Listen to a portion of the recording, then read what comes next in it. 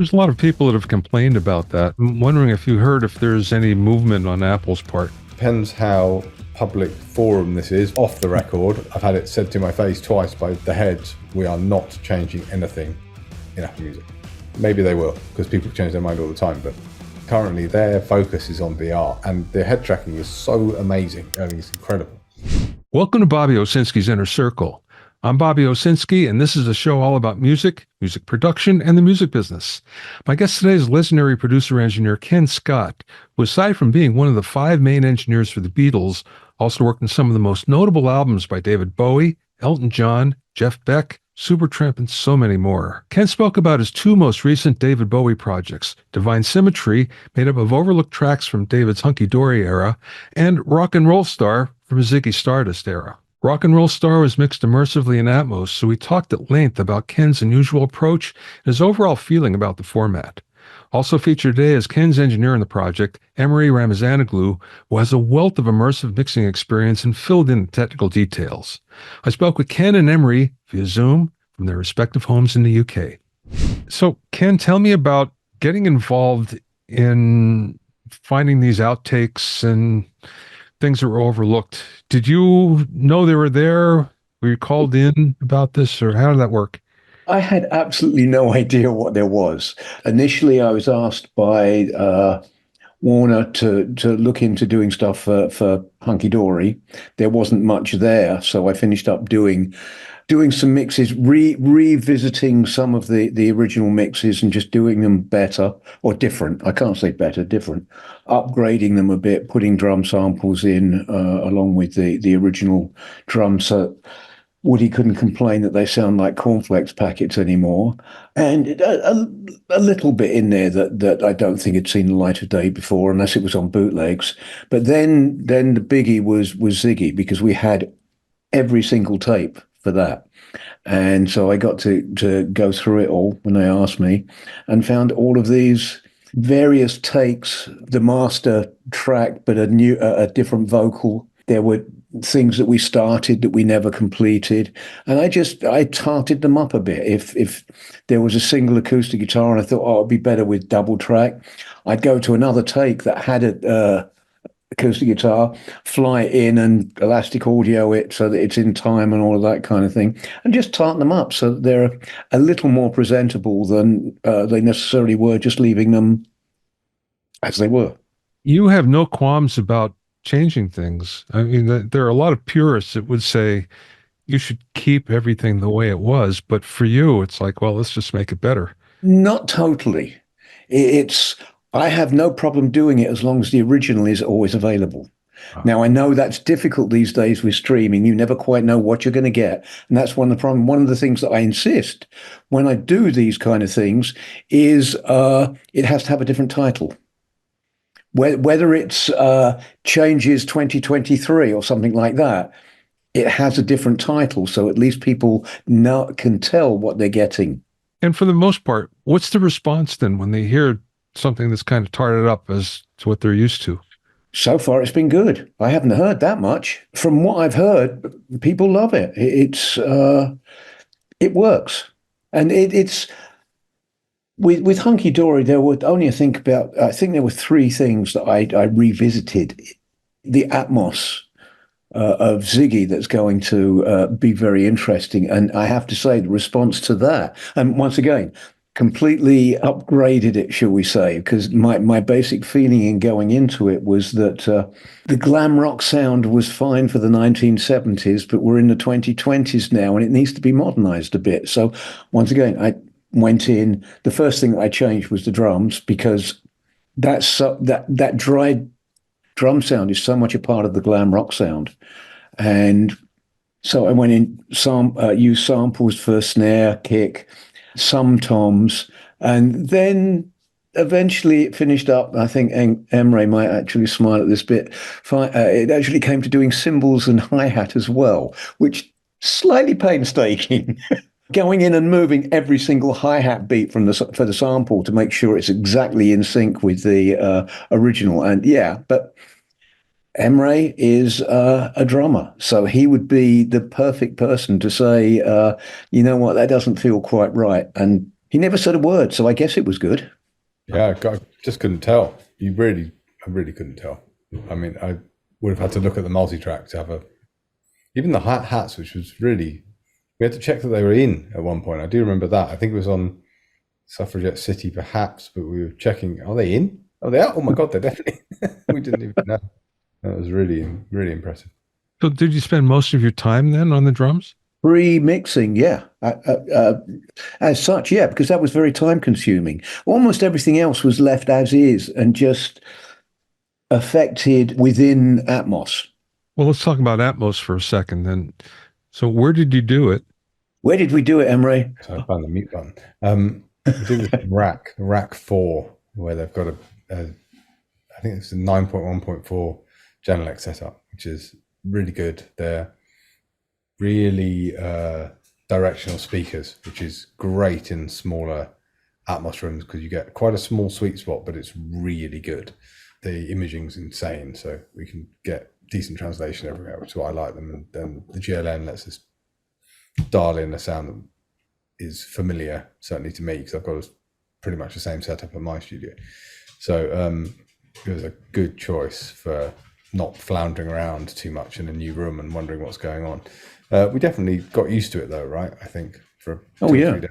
I was going to say there wasn't that much to get used to because it's just getting used to monitors for me is doing a mix, taking it away and seeing how it sounds. And then you gradually get to learn that way. But what we took away sounded great. So there wasn't much getting used to it. No, we did some very broad tonal stuff on everything at one point, but that was it. And not much new tweaks are there. Was this your first Atmos mix, Ken? Oh, yeah. Oh, Emre, yeah. how about you? I think it was around 1700th or something. Okay, you have lots of experience. Why do you think I went with Emre? A lot by that point. My God. Yeah. So that was. I actually, when the whole Atmos thing first came up about 2 years ago, and my first thought was, oh, I can learn that. I'll just dig into it. And the first thing that I learned was I've got to have a bigger and better computer system to handle it all. Then I started to get into it further, and I realized that the learning curve at that point, it would have been for a 75-year-old, was a little bit too much. During that period, one of the things I knew that I wanted to do was get some real room sounds to go with everything. So I went into Abbey Road number 2 and fed stems through speakers and picked them up on mics that I had originally arranged with Abbey Road to have set up all the way along the studio. It finished up, we hardly used any of those mics at all. And I'll let Emre tell you what we did use in a minute. But that was the next thing for me. And then I met Emre at an MPG Awards dinner. And after talking with him a bit, I realized how much he knew about Atmos that I didn't and probably would never know. And when finally I was given the go-ahead to really get into it properly, I immediately called up a friend of mine and said, that guy I spoke to at the MPG Awards, who was he? Oh, you mean Emre? I said, yes, put me in touch with him. And that was it. We met up. We seemed to have the same kind of thoughts about Atmos, and it worked amazingly. And Bobby, you know, for me, I like to engineer my own productions. So for me to actually find an engineer that I could work with, not have to tell him what to do the entire time and enjoy the whole process, it hasn't happened in 60 odd years until now. So it was quite a find for me. It was a fun 12 days, wasn't it? Oh, absolutely. You did the whole thing in 10, 12 days? I think maybe 11 was it something? Yeah, because I think I originally booked 10 days, didn't I? And maybe we threw one in because the record company was coming down to hear it and other people were coming down to hear it. So. I think it was 10 days, in fact. Okay. It was absolutely terrifying because from multi-track, from tape, that's not enough time. But it was. And then, it was. And then maybe on day 1 or 2, Ken very gently said, we also have to do new stereo mixes, but it's fine. We'll get on with this. I was like, what? But then I think we discussed on day 1 or 2, we said, right, hang on, you can do fold downs to stereo from Atmos. And I think they're amazing, depending how you mix. But if you go for decent headphone translation and stuff, I found them to be really good. So the stereo fold down is the new stereo mix. It's not a stereo mix, it's an Atmos mix, but it's folded down to stereo. And it's folded down from the 5.1 fold down that the loudness measurement is taken from into stereo. And we did tiny tweaks on maybe 6 or 7 of them, I think. I don't think it was that many. I thought it was only like 3 or 4. We just boosted the vocal like half a dB to a dB, and the rest of it was all perfect. Yeah, because you can live monitor the stereo mix in Atmos on the renderer just with a click instantly. So we left it in Atmos and made the stereo mix, which was mastered, and and they sound good to me. Now I should explain one thing. Now my whole thing, and I think it was something else that Emre wasn't used to in the slightest, but the way I thought about it. Number one, if you're doing a new way of listening, you should work for that new way of listening. I had gone through the 5.1 situation back in 2003, I think it was, with Ziggy, and it was when I was asked to do it, I said to the record company, I can do it one of 2 ways. Well, there are 2 ways I can do it. I can do it like the original and just place everything exactly the same, but in just different places, or I can modernize it. And they said, oh, we'd love both, but we can only afford to do one. So do it the same as the original. So that was match it up as close as possible and just put them in different places. That's just boring as shit, quite honestly. So I didn't want to go that way. If I was going to do a new way of listening, immersive audio, I wanted it to be a new experience. So your approach to this, then, I'm curious. There's been some mixes that I've heard of classic material that are so adventurous that it kind of loses the glue.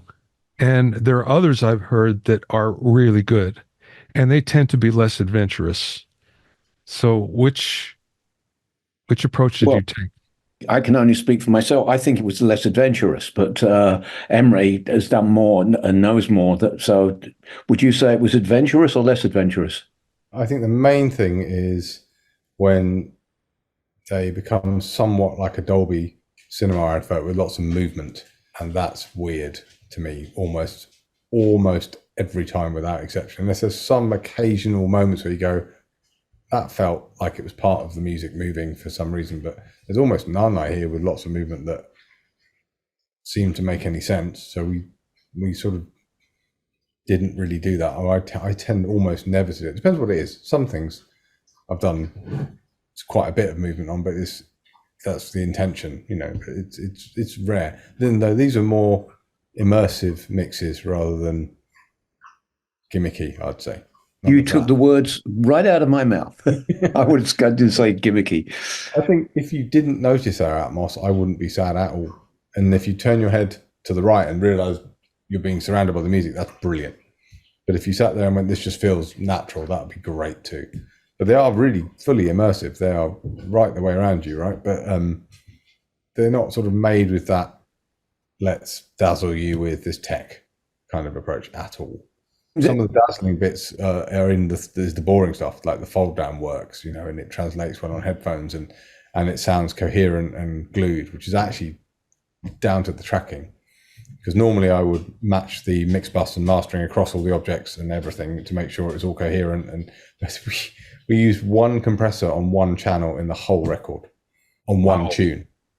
It's a testament to the recording, which Ken never lets me get away with when I say this, but it's just absolutely, it's all there. Everything's in the tracking and it sticks together and you can move it around and nothing falls to pieces, with intention, not just randomly, but it's really, the intention is burned into the multi-track. In doing this, I actually got to experience a real producer type conversation.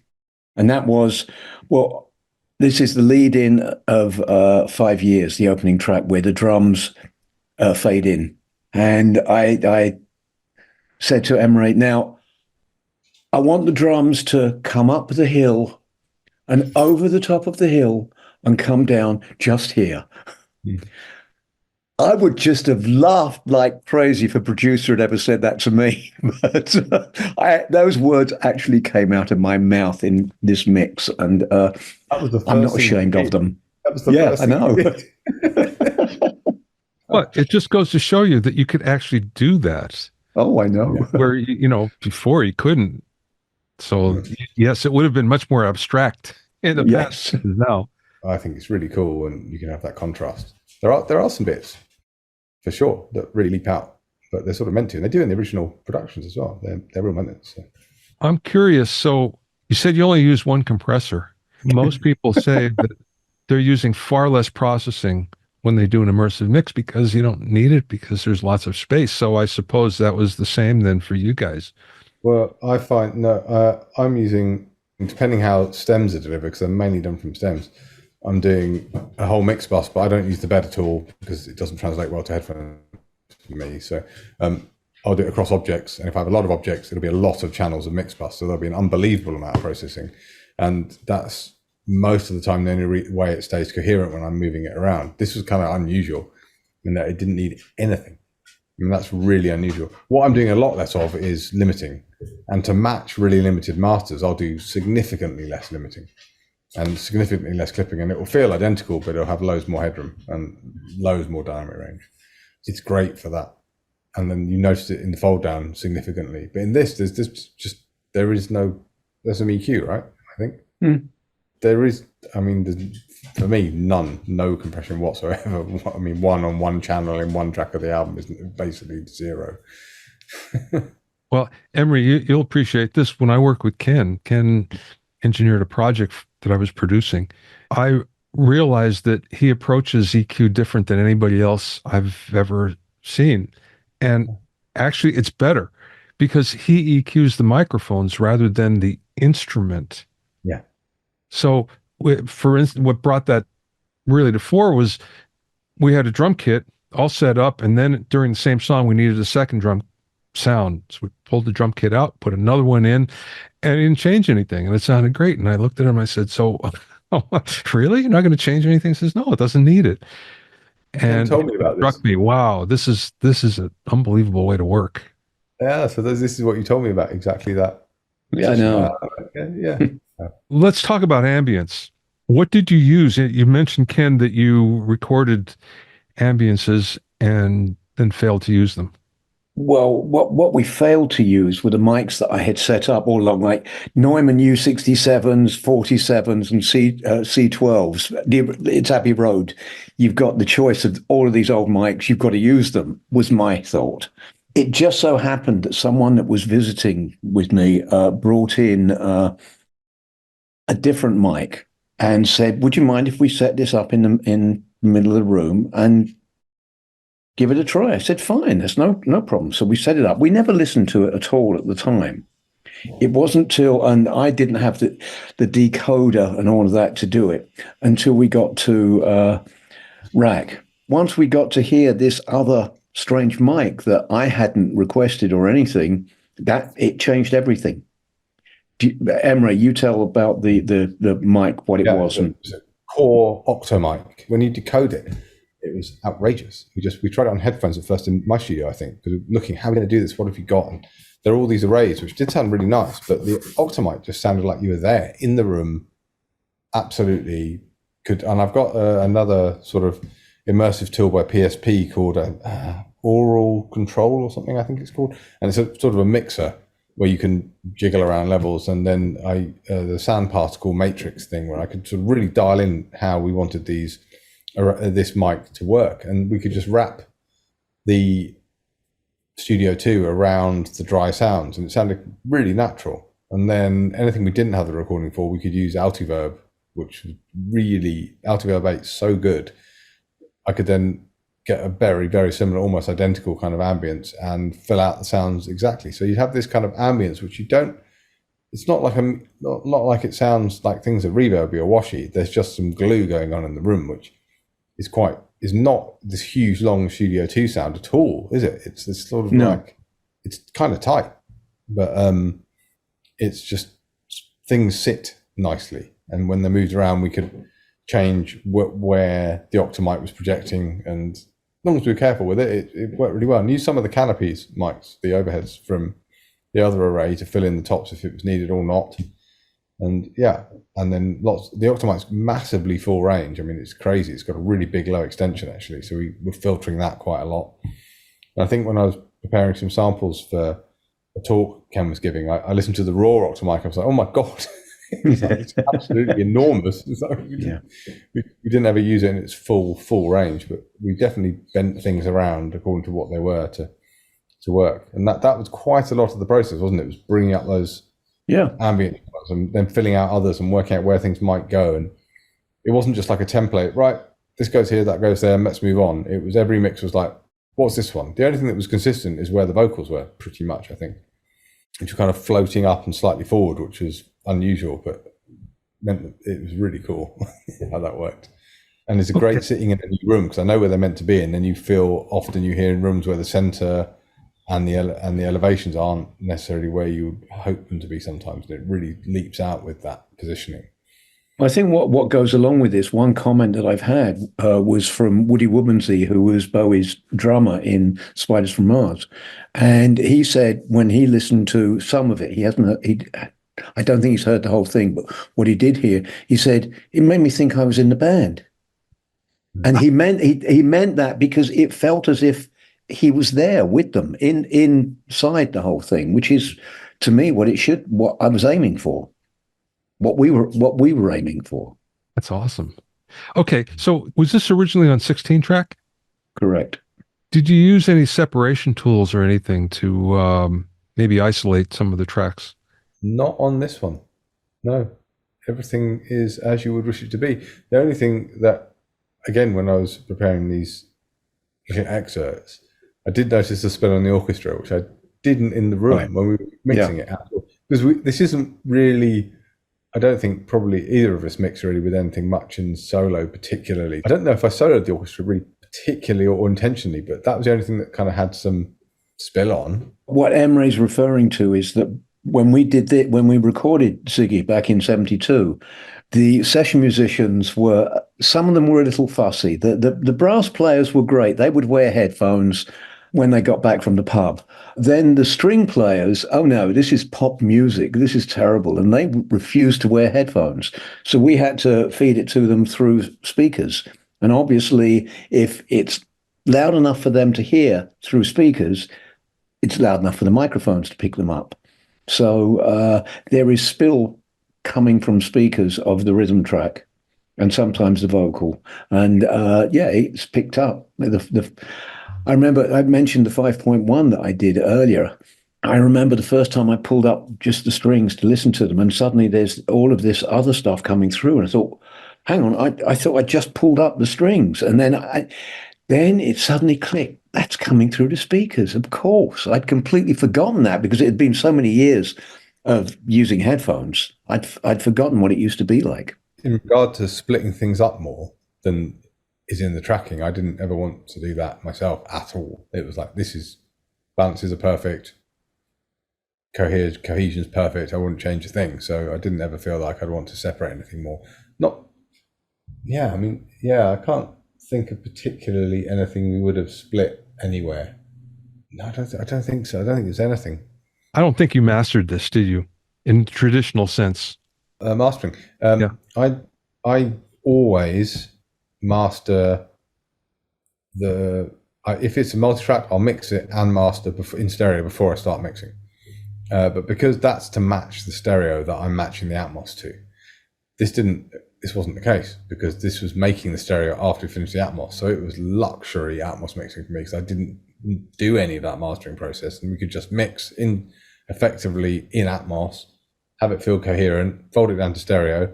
And then we had John Webber from Air just came in, was fantastic, listened to everything I had to say and my concerns about anyone doing any mastering post it, and then did an absolutely brilliant job of every part of it, I thought. And so that was the first time I think I've had anything mastered at all in Atmos. And I said how I would want to do it, and that's the way he did it, and that was great. And so that was a very, very pleasant experience, I think. from what could have been quite worrying, I'd say, because there's so many things that can go wrong that people won't even notice. And unless they've mixed it themselves, like, it's really easy to lose metadata. It's really easy to have there's so many things that could be a problem. But he was. And I think the other thing with that was his coming down to the studio and hearing it the way we heard it. Yeah, it was great. And so he knew what we were after, what our intent was. And just to explain one thing about this, that the whole thing of taking the stereo from the Atmos. One of the things that transpired was the whole thing of Apple needing the stereo to match up with the immersive audio. And that's fine if you're working totally digitally, because the stereo and the multi-track, if you like, will always run at the same speed, run together. The problem is when you start to work with analog, with tape, the machines never run at the same speed twice. So the only way you can get the stereo to match up with the multi-track would be using elastic audio or something to match up the tempos completely all the way through, bar by bar, note by note. Exactly sometimes. Yeah. You lose quality doing that. So I said we have to do both a new stereo mix as well as the immersive audio. And one of the things that made this so pleasant for me personally, Mr. Bowie said that to the powers that be, that the only people that can work on his product are the original people, which means I get to work on the albums that I did with him. Tony Visconti gets to work on the albums that he did with him.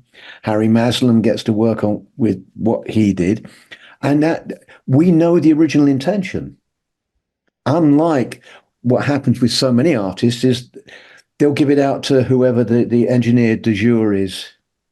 And it is, they don't know what the original intention was. So it's not necessarily as it should be. Having his blessing, even from the beyond, gave me the if you like, the power to be able to say, I've got to do both. And if they wanted to do it, they had to go along with what I said, which was great. I felt that the stereo should match up to the Atmos as opposed to the Atmos matching up to the stereo, and that's why we did it the way we did it. It sounds like a better way to work. Makes sense to me. Yeah, definitely. Okay, so here's the big question then. Listening on headphones, and especially the translation between Dolby and Apple, how did you manage that? I can tell you one thing very briefly before I pass it over to Emre. And that is that at one point, Emre said to me, put the headphones on, listen to it on them. Put the headphones on, said, okay, play it. Within 5 seconds, I'd taken the headphones off and looked around because I thought he had it coming through the speakers as well. And it wasn't. It was purely through the headphones. So what we were doing, what Emre was doing, worked. Now over to you, Emre, as to that part of it, to the question. When I'm doing my more ordinary Atmos work, most of my time is spent making the binaural mix absolutely identical to the stereo mix in terms of balance and level, which is tricky but can be done, and almost indistinguishable, sometimes preferred, often over, because there's slightly more dynamics and it's less fatiguing, it can be punchier and sometimes feel a little bit more, but identical to the stereo mix. So that's really a lot of the work. There's no control over Apple Spatial at all, and it changes constantly. And you have no control over, there's no, the DD and JOC codec doesn't read the metadata, so it just is, everything's spatialized the same, which is somewhere between near and mid kind of feeling, with variable levels for your center speaker if you're using that, which I don't tend to use much at all because of exactly this issue. So there's all kinds of, and certainly height can be a massive issue in Apple Spatial, things getting boosting quite significantly depending on frequency and how much they egress into the scene. You can get like 5 dB difference between Apple Spatial and binaural without changing anything your end. You know, it's for me not ideal, but the head tracking is incredible, and it's clearly they want to use it because of VR. You know, the Vision Pro is laughable to some people now, but it's the alpha effectively of what they're incredible products they'll be making, which will be unbelievably amazing and accessible in many years. That's what their focus is. It's not on headphones. Their focus is on, new technology. And I get it. But unfortunately for music, I don't find it acceptable to change my mix intention. Sorry, at all. Especially when I put it out. So I'd rather it read the metadata or turn the front wall off. Just have the front wall non-spatialized at all as an option. So at least it would sound tonally the same, because at the moment tonally it's different, and that's really troublesome. So I've had a very particular Grammy-winning dance artist in LA who said, well, the binaural mix is great, it sounds incredible, they often don't, it just sounds like my mix. I was like, great, but we have to fix the Apple Spatial now. And I was like, I can't do it, anything. And he just didn't really believe me. But then he did, eventually. So I just ended up changing the master mix and the binaural mix, making it less immersive, less what the intention was, to make the damage in the spatial less. So that's a shame. In this, we didn't even listen to the Apple Spatial, because actually was fairly confident, because of how we were laying things out, that it would be as good as it could be. It wouldn't be like a bad sound. And we've heard it in spatial, and it sounds like a spatial version of what we did. So that's cool. But yeah, it's a problem. It's a tricky thing. It's like not really, there's nothing I can do. I don't have separate binaural data for the Apple Spatial version. I can't choose how far things are in the binaural room, and I can't do anything about it, which is, as a mix engineer, it's frustrating. Definitely. I had something happen. Speaking about the head tracking, something happened to me. I was in the dentist's office, and I had my Apple AirPod Maxes on, and I was listening to talk radio, and I turned my head, and it was now over here. I turned it again, it was over here. And it was the most disconcerting thing, especially for talk radio. It's like, oh, wait, where are you? It's really odd, isn't it? It's like a virtual living room, which I get, and it's an interesting thing. I'd love it to be an option. I'd love there to be a music mode. Last question for both you guys. So since this was your first Atmos project, what did you learn from it, and what would you tell people to expect? Are you talking about the listening public, or are you talking about people working in it? People working in it. I would say that if you want Atmos to actually work and to take off and have the public eventually get to like it, pay for it, use it, start to think about it differently. Don't think about it as the stereo just in different places. It is a new way of listening, and I think you have to treat it that way completely. Otherwise, it's pointless. Let's just stick with the stereo. Why? It doesn't mean much. The whole thing with movies, you've got things going on. They attempt to make it feel as if you're there, kind of thing, with the helicopter flying above you and all of that kind of thing. A stereo mix put in different places doesn't make you feel that way. I think it needs to be made so that you actually feel that you're listening to something new and different, or you're in a live situation, like Woody playing it. I'm playing kind of thing. That would be my whole thing. Emre, how about you? What would you recommend to somebody who's just starting? You have to work out who you're working for. Are you working for a label, Dolby, or the artist, or are they all mutually exclusive? It's really complicated. So I think a lot of the stuff that I would prefer not to listen to in Atmos is two things. One slightly technical and then one more theoretical. But the technical thing is you're being sent stems often to work from. And this is slightly off piece with the question, but it's really important because it does kind of answer it. And most pop modern mixing is the limiter comes on at some point, or clipping comes on very early on in the mix, and the mix bus gets top-down mixing, gets pretty heavy quite quickly. And the stems are not quite, well, I don't know, from what I can tell, people take all that off and then make stems and then send them to the label. And that's what they send Atmos mixes. So this isn't a mix that has ever been heard or is finished, because the mix was mixed into quite a brutal mix bus and that's gone. So you're getting stems which are not a mix. And then people are putting those stems in Atmos, further removing any kind of cohesion. And that's what I'm hearing on a vast number of Atmos mixes now. It's like, this has never been a mix that you're pressing play on ever. And so making mix stems from those top-down sessions is actually technically difficult, and people don't do it. And depending how people hit them, it can be just fine running it through it and sending. So it depends what you get from who. So it's a bit of a broad flex, but I hear a lot of stuff that is not a mix. I can hear this was never a mix. This is the unprocessed mix stems, and no one's made them a mix afterwards and then mix them in Atmos. So I would think, what are you working from? Is this, when I press play, is this a mix before I start? And if it isn't, then I would just stop and make it and mix it, finish it. So you haven't got a chance of doing that when it's immersive. It's not going to work. Like, you press play on the multi-track from Ken and it's done, bar 5% if you want to do stuff, but it's done. This is, you're 95% away on a lot of things I hear. It's not a mix. So that's one thing I think, what are you mixing from? If you're mixing from multi-track, then that's a different thing. And how are you mixing? I did a lot of stuff for Brian Eno, and I did, my first thing I did was come in, and what I would do for a major label, which is make this respectful, immersive, fully immersive, but when it folded down, it was all very much the mix, the stereo mix, exactly the same, front facing. And he basically came in and said, this is wonderful. It's an incredible job. We're just going to change absolutely everything. So, so I didn't, which is great. He gave me the opportunity to do something different. So that was good. And that was absolutely brilliant. It was just nothing to do with the stereo, which is great, because it was I don't want the stereo. I've got the stereo mix. I don't want to do that again. So we did something cool and creative across 10 albums. And I did one day with him and then did 10 albums, and he came in at the end and made 2 changes on 10 albums, It was very little. Just like, yeah, do something. I don't want it to be the same.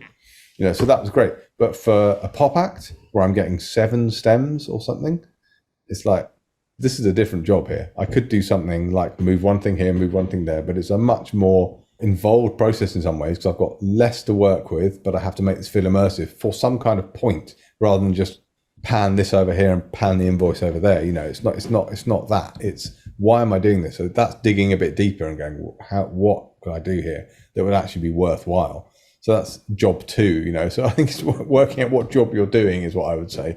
What have I got to work with? Why am I doing this? And don't just knock something out and get paid, because you can do that, because it's the Wild West at the moment, easily. And most, you can do it on headphones, knock something out.